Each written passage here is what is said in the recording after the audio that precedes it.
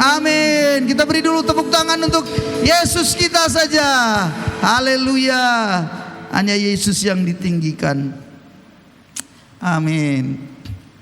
Bagaimana kabarnya ibu bapak, saudara-saudara? Bagaimana semuanya? Sehat-sehat? Coba beri salam dulu kiri kanan aja lah. Coba beri salam kiri kanan.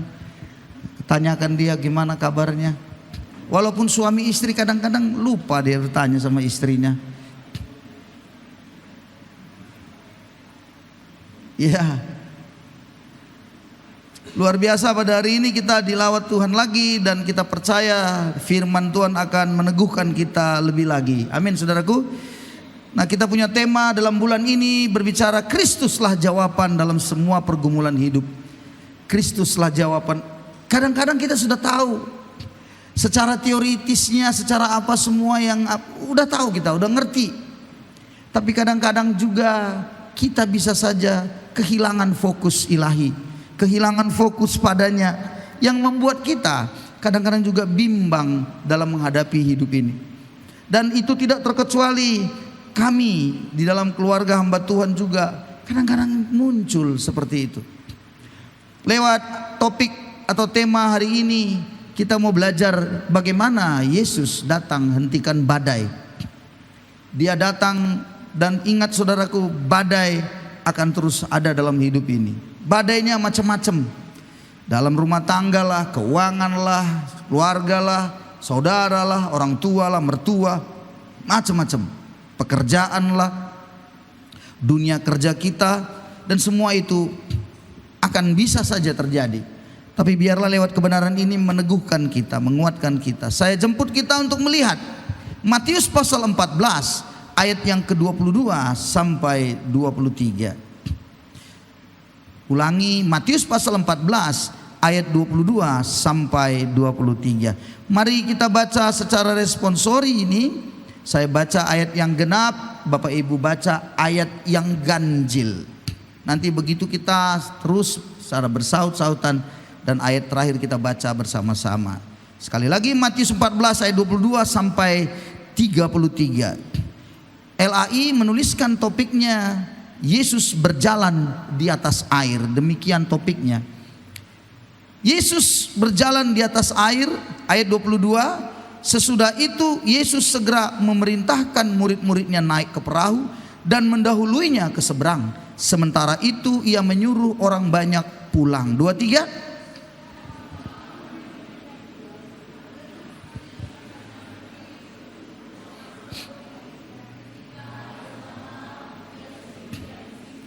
Perahu murid-muridnya sudah beberapa mil jauhnya dari pantai dan diombang-ambingkan gelombang karena angin sakal. 25.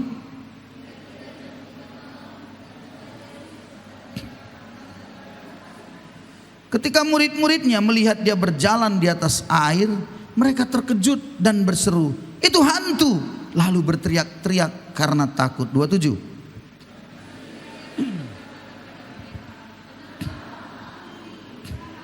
Lalu Petrus berseru dan menjawab dia, "Tuhan, apabila engkau itu, suruhlah aku datang kepadamu berjalan di atas air." 29.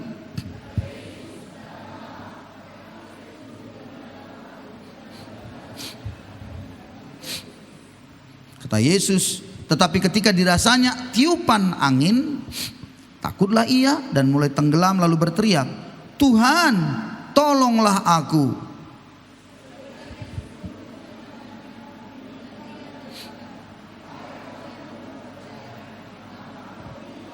Lalu mereka naik ke perahu dan angin pun redalah. 33 sama-sama. Dan orang-orang yang ada di perahu menyembah dia. Katanya, "Sesungguhnya engkau Anak Allah." Ibu bapak saudara-saudara, perjalanan Yesus dengan murid-muridnya memberikan banyak sekali yang namanya pelajaran-pelajaran hidup. Bersama Tuhan, bersama Yesus, kita akan mendapatkan sekali lagi banyak pengertian, pelajaran tentang hidup ini. Kalau kita melihat bagaimana Yesus dengan murid-muridnya, maka kita bisa mendapati beberapa hal yang harus kita tangkap juga dalam kehidupan ini. Di ayat yang 22 berkata, Yesus memerintahkan murid-muridnya, ya. Sesudah itu katanya, sesudah apa? Sesudah ayat sebelumnya, yaitu Yesus memberi makan 5.000 orang.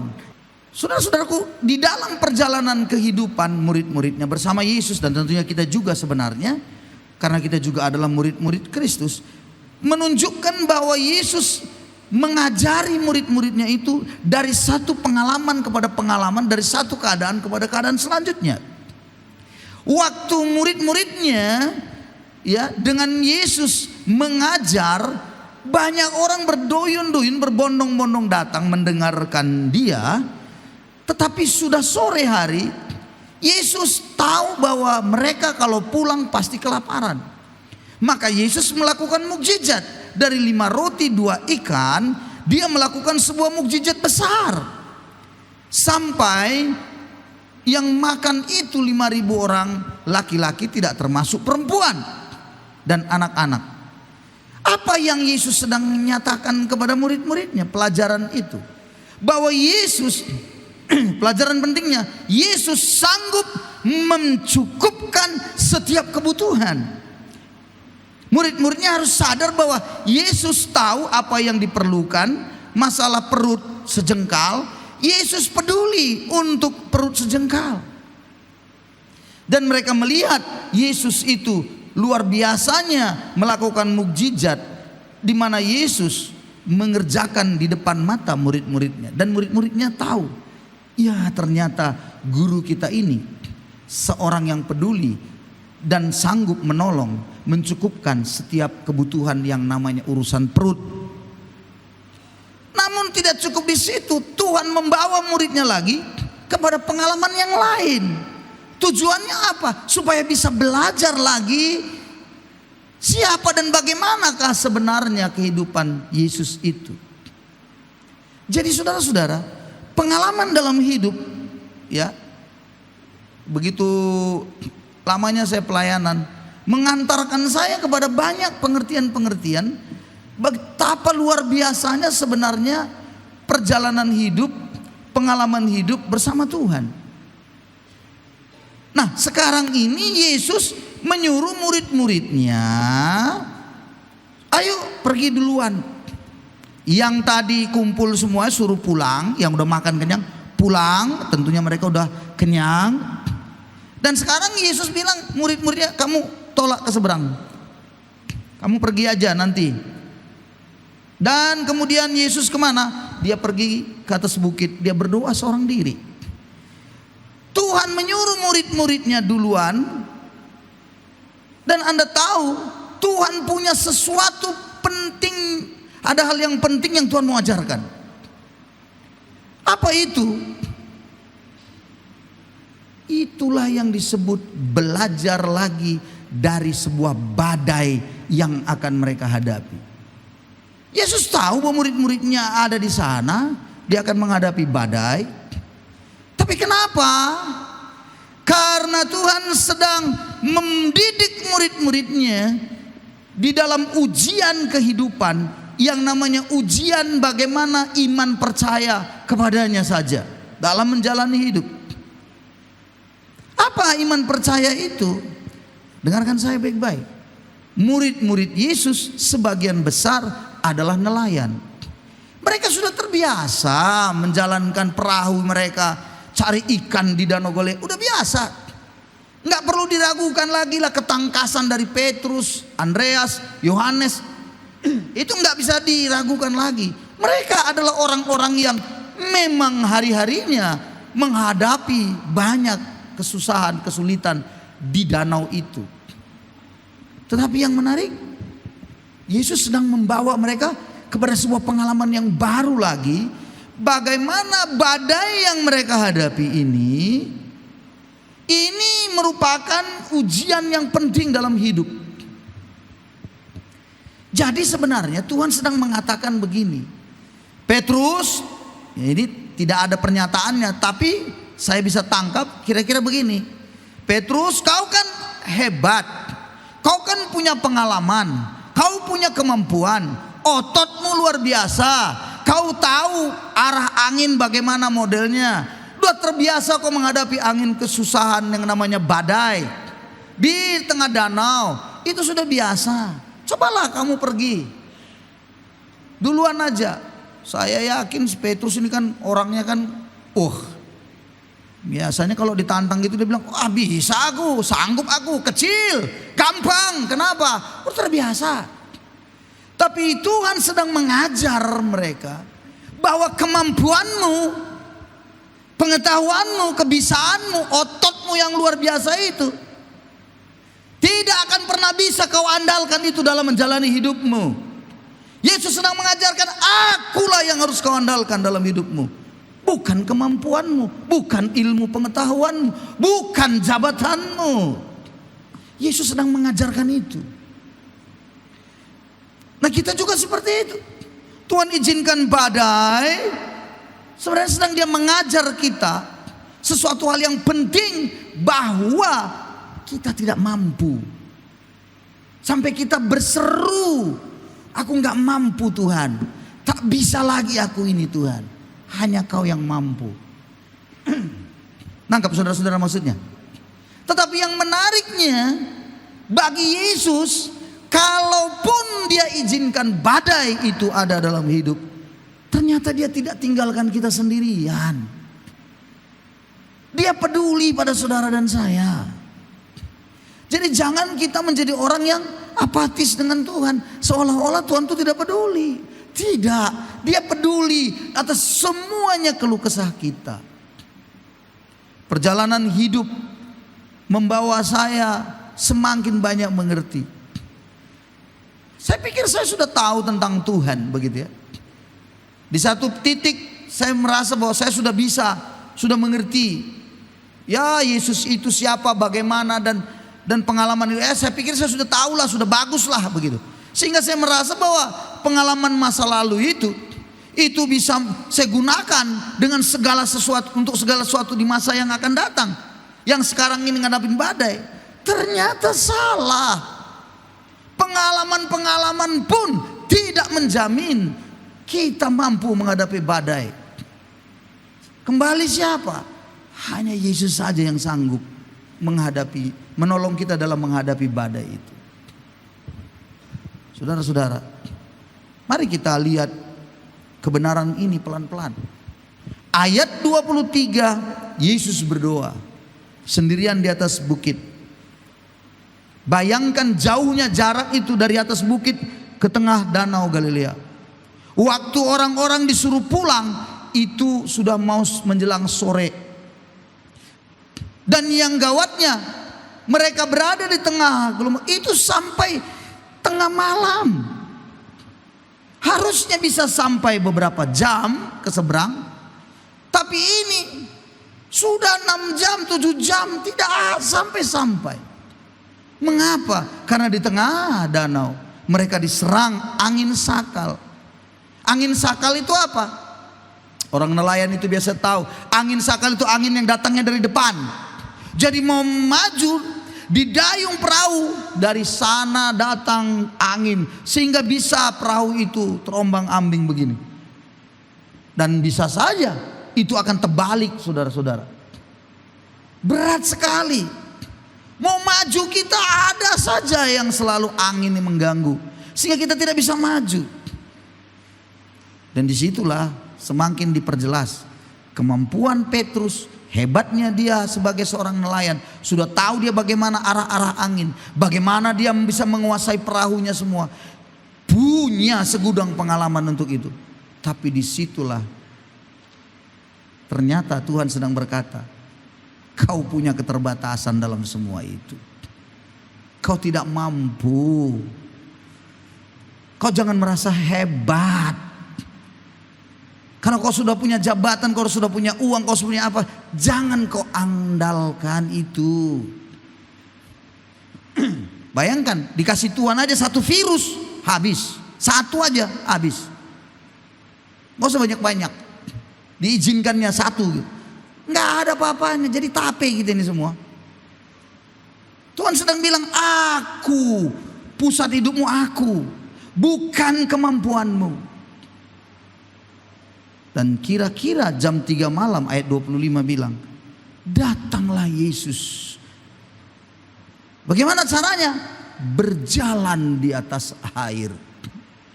Ada sebuah pertanyaan, bisa ya berjalan di atas air? Yesus melampaui hukum alam ini. Hukum gravitasi, itu nggak ada apa-apanya sama dia. Hukum gravitasi tentunya kita tahu, sebuah benda itu dia akan jatuh ke bawah.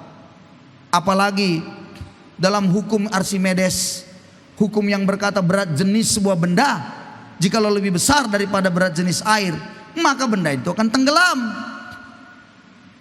Harusnya Yesus tenggelam karena berat jenisnya lebih berat daripada air. Tapi ini terbalik, dia berjalan di atas air. Wow. Dalam kitab Ayub, saya lihat sebentar, Ayub pasal 9 ayat 4. Saya baca untuk saudara sampai ayat 8. Allah itu bijak dan kuat. Siapakah dapat berkeras melawan dia dan tetap selamat? Ayat 5-nya bilang, dialah yang memindahkan gunung-gunung dengan tidak diketahui orang, yang bongkar bangkirkannya dalam murkanya. Itu Allah. Siapakah Allah? Siapakah yang dapat melawan dia? Ayat yang ke-6, yang menggeserkan bumi dari tempatnya sehingga tiangnya bergoyang-goyang. Anda tahu ini menggeserkan bumi dari tempatnya sehingga tiangnya bergoyang-goyang? Ini sebenarnya gempa bumi. Ayat 7, yang memberi perintah kepada matahari sehingga tidak terbit dan mengurung bintang-bintang dengan meterai. Ayat yang ke-8, yang seorang diri membentangkan langit dan melangkah di atas gelombang-gelombang laut. Jadi dengan Yesus berjalan di atas air, Yesus sedang mengatakan, aku ini Allah, aku ini Tuhanmu. Lihat aku ini Allahmu. Melampaui hukum-hukum yang ada padamu. Akulah dia, gitu. Maka kemudian karena memang tengah malam, bayangkan jam 3 malam. Ayo, bagaimana gelapnya? Udah mereka capek pasti. Udah mereka ngalami banyak kesusahan betul-betul. Datang pula yang aneh-aneh. Apa yang aneh? Ada kok bayangan datang. Ini manusia. Apa hantu ini? Konsep pemikiran mereka pasti berkata, itu pasti hantu. Nggak mungkin manusia ini. Nggak mungkin orang lain, orang yang biasa. Ini hantu. Bisa melayang-layang begitu. Makanya mereka bilang, hantu. Mereka ketakutan berteriak-teriak. Tapi Yesus berkata dengan luar biasa, tenanglah, tenanglah, jangan kau takut, ini aku ini, jangan takut. Saudara-saudaraku, mari kita simak poin-poin penting kalau begitu. Yang pertama, dalam setiap badai yang kita hadapi, biasanya Yesus kita bukan Yesus yang terlambat atau berlambat-lambat. Yesus kita bukan Yesus yang tergesa-gesa, tapi Yesus kita, dia adalah Allah kita yang datang tepat pada waktunya. Bukan waktunya kita, waktunya dia. Kenapa enggak Yesus datang jam 11 malam itu coba? Kan udah capek mereka itu juga. Kenapa Yesus tidak datang jam 12? Jam 1 malam itu kenapa? Jam 2 kayak kenapa Yesus datang jam 3? Saudara-saudara, dalam kalau kita belajar Alkitab, biasanya memang angka 3 itu selalu menunjukkan ada simbol-simbol di dalam Alkitab, memang biasanya seperti itu. Angka 7, angka 3. Angka 3 itu kehadiran Allah Tritunggal. Yesus datang pada waktunya dia, menurut dia, bukan menurut saya, bukan menurut saudara. Dan ketika dia berkata, tenanglah, aku ini, jangan kau takut. Dia sedang menunjukkan dan memberitahukan kepada kita bahwa fokuskan dirimu padaku. Tenang, fokuskan dirimu padaku, jangan pada yang lain. Jangan pada masalahmu, fokus padaku. Aku ini. Luar biasa saudara-saudara. Dan akhirnya Petrus memang seorang yang selalu saja mau tahu semuanya, yang selalu bersemangat. Saking semangatnya, jatuhnya pun semangat juga, jatuhnya cepat gitu. Petrus bilang, kalau benar kau itu Tuhan, suruh aku datang samamu berjalan di atas air. Yesus bilang, oh udah, itu kan sebuah tantangan yang mengatakan bahwa pembuktian. Kita juga mau begitu bukan? Pembuktian. Yesus bilang, baik, lau, aine katanya, mari datanglah. Datang, ayo. Waktu Petrus keluar dari perahu dan kemudian dia jalan, lihat, dia tidak tenggelam. Dia bisa berjalan di atas air seperti Yesus. Dia menemui Yesus. Tapi ayatnya bilang, waktu dirasanya ada tiupan angin, mulailah dia takut dan akhirnya dia tenggelam. Tahu Anda maksudnya itu? Penting loh, Anda harus sadari. Yesus tadi sudah bilang, tenang, ini aku, fokuskan kepadaku. Aku akan sanggup menolong engkau. Dan selama rupanya kita fokus kepada Kristus, kita bisa berjalan di atas badai kesulitan itu. Halo, kita bisa berjalan di atas air. Kita bisa berjalan di atas berbagai badai kesusahan. Fokus kepada Kristus. Ini aku tenang, kau tenang, kata Tuhan. Jangan kau takut, aku ini. Selama kita fokusnya pada Kristus, sebenarnya kita akan beroleh ketenangan. Makin lama makin saya sadari itu. Dengan sebuah pergumulan berat, kadang-kadang saya berpikir, Tuhan, bagaimana mau tenang? Ini loh Tuhan, ini loh Tuhan, ini loh Tuhan. Begini lagi, begini. Bagaimana mau tenang ini Tuhan? Tapi kembali lagi, kau mau berjalan di atas masalahmu atau mau tenggelam dalam masalahmu? Kalau mau berjalan di atas masalahmu, fokusmu harus aku, kata Tuhan. Jadi Anda selama fokus Anda masalah, tenggelam, percayalah. Anda akan makin terpuruk. Anda akan makin stres. Anda akan menjadi manusia yang gampang sekali khawatir, tertekan dalam hidup. Tapi kalau Anda fokus pada Kristus, badai boleh datang. Memang menangis kita, memang kita menjerit susah. Betul, saya alami, kami alami itu sebagai hamba Tuhan, keluarga hamba Tuhan. Iya. Tidak juga kami cerita pada orang lain tangisan-tangisan kami. Kenapa? Fokus pada Tuhan saja. Coba lihat Kristus. Pandangan mata ke situ terus. Dan kami buktikan, kami bisa berjalan di atas badai itu. Jadi sebenarnya badai itu diizinkan Tuhan supaya apa? Supaya kita bisa melihat mukjizat yang luar biasa di situ. Supaya kita bisa melihat betapa Tuhan sudah memakai kita menjadi alatnya. Dan kita menang. Dan kita selalu nyanyikan seperti lagu tadi itu, lebih dari pemenang. Ya kita memang harus memandang pada Kristus. Dan Anda tahu, di kebenaran ini Petrus tenggelam karena dia mulai melihat angin kiri kanannya, tiupan dia mulai goyang. Maklum angin sakal. Dan dia tenggelam. Lalu dia berkata, Tuhan, tolonglah aku. Apa kata Yesus? Ini menjadi sebuah catatan penting. Yesus mengulurkan tangannya, dia angkat Petrus naik. Yesus bilang, hai orang yang kurang percaya, mengapa kau bimbang?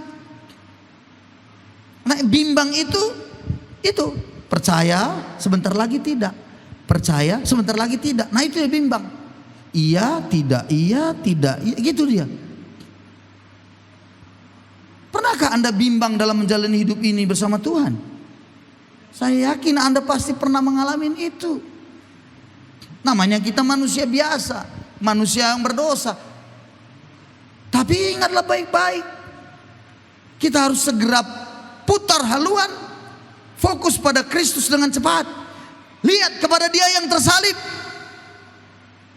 Yesus mati bukan untuk kesenangannya. Yesus mati itu untuk saudara dan saya. Darahnya tercurah itu untuk saudara dan saya, menyelesaikan semua dosa-dosa kita. Luar biasa. Dan kasihnya itu yang luar biasa itu. Dengan Dia menyerahkan nyawanya itu untuk kita.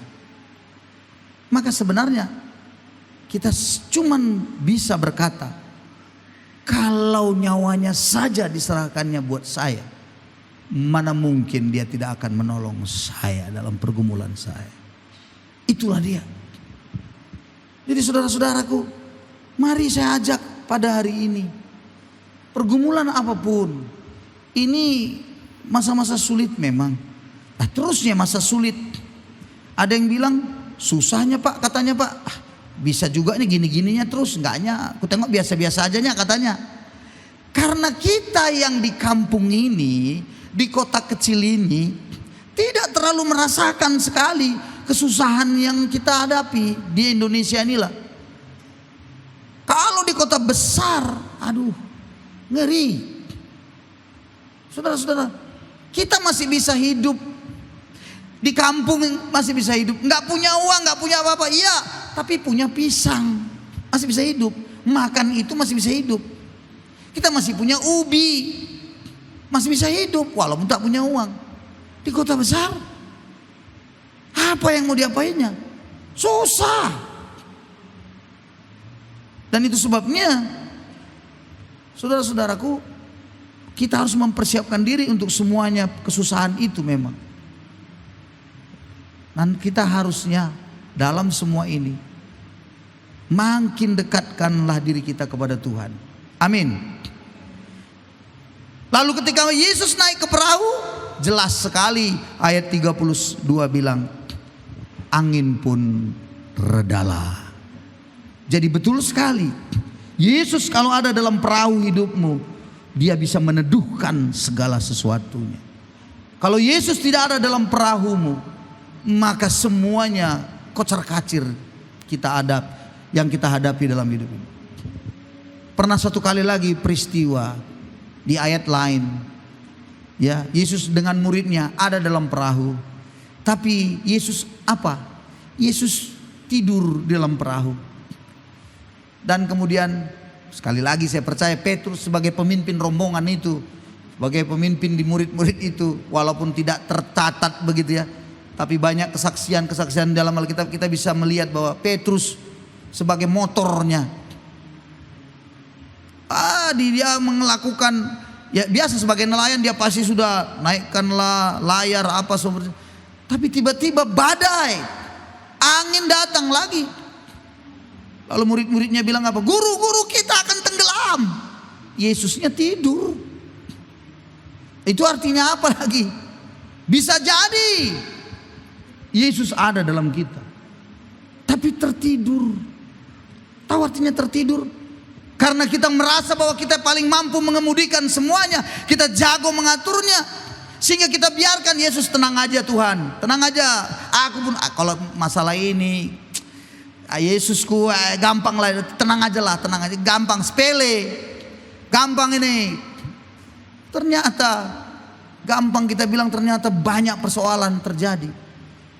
Disitulah baru kita sadar. Maka dibangunkan Yesus tadi, guru kita akan tenggelam. Lalu Yesus angkat tangannya bilang, Diam, tenanglah. Itu badai yang semua angin kencang, tenang semua. Jadi saudara-saudara, Yesus mengajar muridnya dengan peristiwa ini, bahwa aku bukan hanya sekedar yang mencukupkan masalah perutmu. Itu maksudnya kejadian memberi makan 5.000 roti, 5.000 orang, tidak termasuk perempuan dan anak-anak. Aku bukan hanya mengurus urusan perutmu, tapi aku adalah penguasa alam semesta ini.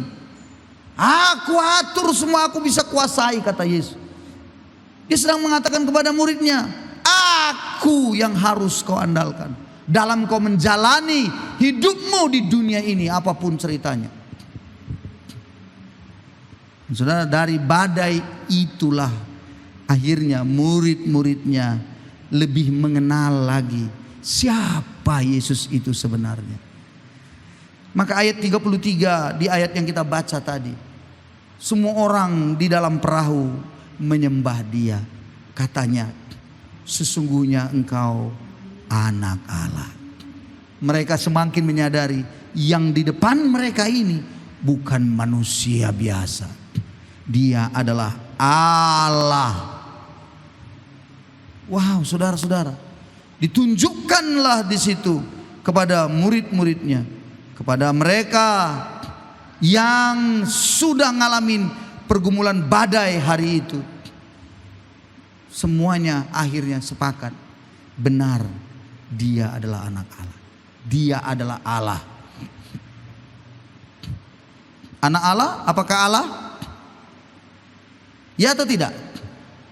Anak Allah apakah Allah? Jangan ada pula lagi ini orang dari seberang sana yang kasihnya aneh-aneh. Anak camat apakah camat? Tidak. Anak presiden apakah presiden? Tidak. Anak gubernur apakah gubernur? Tidak. Kalau begitu, anak Allah apakah Allah? Tidak. Tabir. Wah, begitulah dia. Lalu dicoba, diputar. Coba ini pertanyaannya. Anak monyet apakah monyet? Ya. Anak kambing apakah kambing? Iya. Anak gajah apakah gajah? Iya. Anak Allah apakah Allah? Iya. Tabir juga. Kan begitu. Yesus Tuhan. Nah, begitu dia. Kenapa dibilangnya anak bupati bukan bupati? Ya itu kan jabatan. Tapi kalau bicara tentang esensi hakikat, Anda itu hakikatnya manusia. Mau dibilang Anda seperti manusia? Kan enggak kan? Manusia kan? Lalu anak Anda lahir manusia bukan? Ya manusia. Anak Allah, apakah Allah? Allah. Jadi di situ murid-muridnya semakin menyadari, ini bukan orang sembarangan, Dia adalah Allah. Saya simpulkan, kita akan melakukan perjamuan kudus pada pagi hari ini.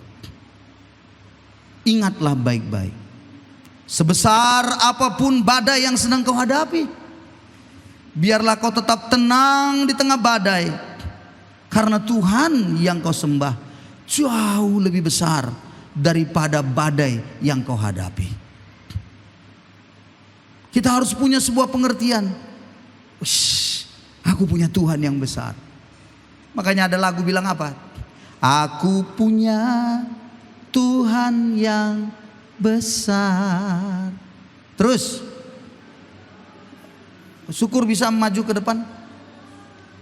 Yang sanggup menggenapi. Terus imanku sepakat, kasanya ku terima sekarang. Apa yang diterima? Kemenangan. Rimu, aku punya Tuhan besar yang telah berjanji menggenapi. Imanku bersepakat, percaya kuasanya. Ku terima sekarang kemenangan darimu. Bayangkan saudara-saudara, kau percaya Tuhan itu besar. Amin. Berarti kau pasti diberi kemenangan. Namun yang Anda harus ingat, kunci agar kuat di tengah hantaman badai adalah tetap mengarahkan pandangan hanya kepadanya saja dan memelihara persekutuan yang karib dengannya. Jadi kunci Anda kuat, tetap kuat dalam hantaman badai. Arahkan terus mata rohani Anda, arahkan kepada Tuhan Yesus, sehingga kita bisa berjalan di atas air. Itu sebabnya saya mengajak saudara, percayalah padanya sebelum kita pulang hari ini. Percayalah, Dia akan menolong kita di saat badai. Apakah itu badai kehidupan, badai ekonomi, badai apa saja, Dia akan sanggup menolong saudara. Jangan engkau ragu akan kasih-Nya, pertolongannya. Jangan kau bimbang. Jalani hidupmu dengan Tuhan, kau tidak akan pernah kecewa. 30 tahun kami melayani, ada di Nias ini dengan berbagai pergumulan hidup. Saya mau katakan, pertolongan Tuhan itu terlalu banyak. Kalau kita bisa sampai seperti ini saja, sungguh pertolongan Tuhan itu nyata. Pertanyaannya, percayakah engkau akan hal itu? Saya tanya ulang, percayakah engkau akan hal itu? Ya, percayalah. Percayalah.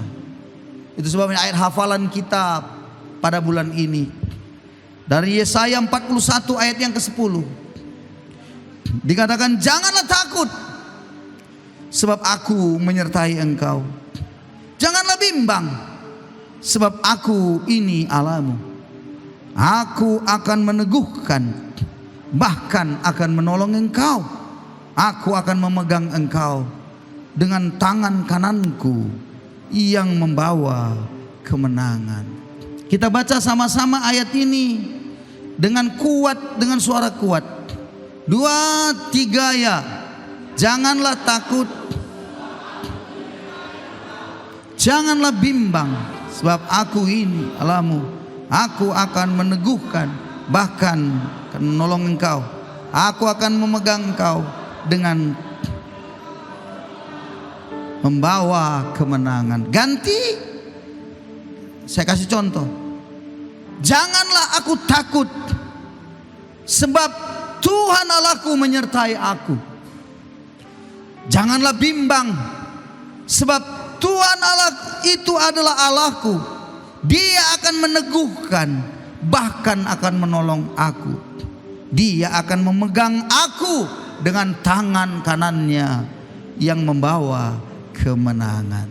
Amin. Coba dengan kalimat Anda tujukan untuk diri Anda sendiri. Bangun pagi bisa diucapin gitu. Kalau Anda, siapa nama Anda? Siapa nama Anda? Inaga Bula Dede. Anda bilang, jangan takut Inaga Bula Dede. Begitu, ucapkan untuk diri saudara. Ya, ucapkan kepada diri saudara. Oke, 2, 3 ya. Janganlah takut, hai Pak Bangun, sebab Tuhan menyertai aku. Terus, janganlah bimbang, sebab Tuhan itu Allahku. Tuhan akan meneguhkan, bahkan akan menolong aku. Tuhan akan memegang aku dengan tangan kanannya yang membawa kemenangan. Haleluya, kita beri tepuk tangan.